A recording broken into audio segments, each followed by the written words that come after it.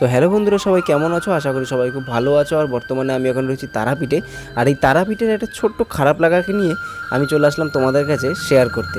আর বর্তমানে আমি এখন রয়েছি তারাপীঠে। আর ভিডিও শুরুতে তোমরা যে লেখাটি দেখলে, সাধারণ দর্শনার্থীদের লাইন। হ্যাঁ বন্ধুরা, এই সাধারণ দর্শনার্থীদের লাইনটিকেই বলা হয়েছে জেনারেল লাইন, যেটা আমার খুব খারাপ লাগলো।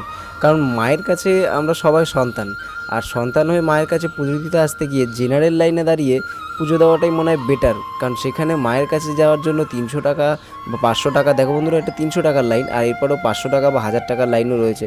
তো মায়ের কাছে পুজো দেওয়ার জন্য ভিআইপি লাইন মনে হয় না আমার খুব একটা শ্রেয়। আর তারা মায়ের জায়গায় দাঁড়িয়ে এই জিনিসগুলো মনে হয় না হওয়াটাই বেটার। তো আমার এই জিনিসটাই খুব খারাপ লাগলো যে আমরা তো সবাই সাধারণ, কেউ তো আর অসাধারণ কিছু ব্যাপারটা নয়। তো যাই হোক বন্ধুরা, আমার খারাপ লাগাটা আমি তোমাদের সঙ্গে শেয়ার করলাম।